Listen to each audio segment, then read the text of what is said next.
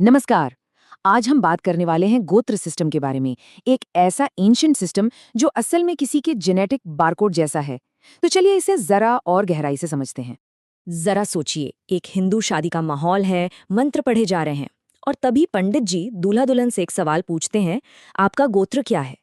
अब अगर मान लीजिए दोनों का जवाब एक ही निकल आए तो शादी वहीं रोक दी जाती है। अब आज के जमाने में ये सवाल थोड़ा आउटडेटेड सा लग सकता है ना? लेकिन पंडित जी सिर्फ एक नाम नहीं पूछ रहे हैं, वो असल में एक जेनेटिक बारकोड चेक कर रहे हैं। एक ऐसा सिस्टम जो हजारों साल पहले बनाया गया था। तो सवाल उठता है कि आखिर ये गोत्र है क्या? ये सिर्फ एक नाम से कहीं कहीं ज्यादा है। इसकी कहानी गौशाला से शुरू होकर सीधे ब्लड लाइन तक पहुंचती है। देखिए, गोत्र शब्द ये संस्कृत के दो वर्ड से मिलकर बना है। गौ मतलब गाय और त्र मतलब शेड या बाड़ा। तो वैदिक पीरियड में जिन परिवारों की गायें एक ही बाड़े में रहती थीं, उन्हें सगोत्र कहा जाता था। मतलब वो एक ही बड़ा परिवार माने जाते थे। अब जैसे जैसे सिविलाइजेशन आगे बढ़ी, गोत्र का मतलब भी बदल गया। ये एक बायोलॉजिकल एड्रेस बन गया। और इसका सोर्स कौन थे? सप्तऋषि। आज भारत में करोड़ों लोगों का हर गोत्र इन्हीं 7 महान ऋषियों में से किसी एक से जुड़ा हुआ है। ये इस विशाल फैमिली ट्री की जड़ें थे, कह सकते हैं। ये सिर्फ कोई ट्रेडिशन नहीं है, इसके पीछे बहुत ही डीप साइंस छुपा हुआ है। इसको आप एक तरह की बायोलॉजिकल फोटोकॉपी की तरह समझ सकते हैं। और यहीं पर साइंस बहुत इंटरेस्टिंग हो जाता है। इसका सीधा कनेक्शन है वाई क्रोमोसोम से। देखिए, पुरुषों के डीएनए में एक बहुत स्पेशल पार्ट होता है, वाई क्रोमोसोम, जो प्रैक्टिकली बिना किसी बदलाव के पिता से बेटे, फिर पोते और परपोते तक generation after generation pass on होता रहता है। ज्यादातर डीएनए कैसा होता है? ताश के पत्तों की तरह, अ शफल डेक, जो हर जनरेशन में माता पिता से मिलकर बदल जाता है। लेकिन वाई क्रोमोसोम वो एक बायोलॉजिकल फोटोकॉपी की तरह है। वो मिक्स नहीं होता, बदलता नहीं है। और हमारे प्राचीन ऋषियों ने, कमाल की बात है कि इसी चीज को पहचान लिया था। और देखिए, मॉडर्न साइंस भी इस बात को मानता है। इसका एक जबरदस्त प्रूफ है जूइश कोहेन लिनिएज। ये लोग खुद को 3000 साल पुराना वंशज बताते थे।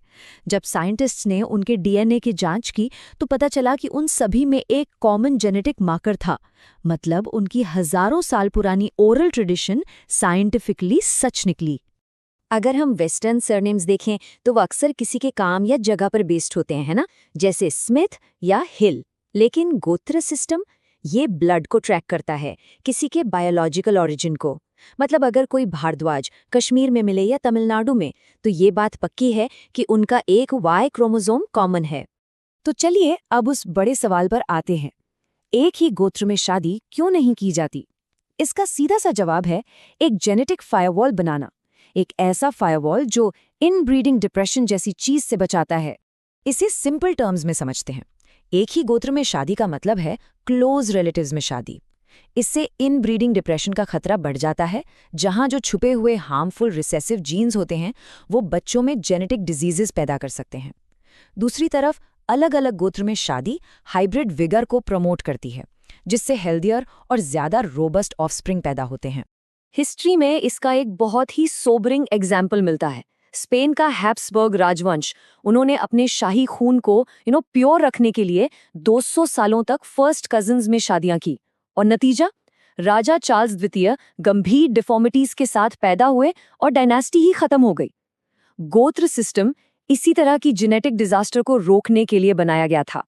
लेकिन गोत्र सिर्फ साइंस ही नहीं था, ये भारत का ओरिजिनल सोशल नेटवर्क भी था, लिंक्डइन और इंटरनेट के आने से बहुत बहुत पहले। सोचिए जरा, एंशिएंट इंडिया में किसी का गोत्र एक पासपोर्ट की तरह काम करता था। अगर कोई ट्रैवलर हजारों किलोमीटर दूर किसी गांव में पहुंचा और उसने अपना गोत्र बताया और घर का मालिक भी उसी गोत्र का निकला, तो बस उसे परिवार के सदस्य की तरह खाना, रहने की जगह और प्रोटेक्शन सब कुछ मिलता था। इस सिस्टम ने पूरे सबकॉन्टिनेंट को एक जायंट एक्सटेंडेड फैमिली में बदल दिया था। और ये सिस्टम सिर्फ जिंदा लोगों को ही नहीं जोड़ता, ये एक जनरेशन को दूसरी से जोड़ता है। ये एक तरह का, कह सकते हैं, हिंदू क्लाउड स्टोरेज है जो हमारे एंसेस्टर्स के रिकॉर्ड्स को संभाल कर रखता है। हरिद्वार में पंडे होते हैं जिनके पास लाल कपड़ों में लिपटी सदियों पुरानी बही खाता होते हैं। किसी को बस वहां जाकर अपना नेटिव विलेज, अपनी कम्युनिटी और सबसे इम्पोर्टेंट अपना गोत्र बताना होता है। गोत्र वो की है, वो चाबी है जो किसी के परिवार के 300 साल पुराने रिकॉर्ड्स के ताले को खोल देती है। वो पन्ना पलटकर किसी के परदादा या उनके भी पिता का नाम पढ़ते हैं और फिर किताब घुमाकर दिखाते हैं जहां उस कागज पर परदादा के असली सिग्नेचर या अंगूठे का निशान होता है। सच कहूं तो ये एक्सपीरियंस स्पाइन चिलिंग होता है और ये कोई लोक कथा नहीं है। इन रिकॉर्ड्स को भारतीय अदालतें भी प्रॉपर्टी डिस्प्यूट्स में वैलिड एविडेंस मानती हैं। अच्छा, अब एक बहुत ही कॉमन कंफ्यूजन को क्लियर करते हैं। गोत्र और जाति, इसमें क्या फर्क है, ये समझना बहुत जरूरी है। गोत्र लीनिएज है, कोई सोशल क्लब नहीं। तो इस पॉइंट को समझना बहुत क्रिटिकल है। गोत्र किसी के जेनेटिक लिनिएज यानी ब्लड लाइन को दिखाता है, जबकि जाति एक सोशल कम्युनिटी या एक सोशल क्लब की तरह है। और यही वजह है कि अलग अलग जातियों के लोगों का गोत्र एक हो सकता है, जैसे भारद्वाज। और ठीक इसी तरह एक ही जाति के लोगों के गोत्र भी अलग अलग हो सकते हैं। एक खून का रिश्ता है तो दूसरा सामाजिक। तो आज के जमाने में गोत्र का क्या रेलेवेंस है?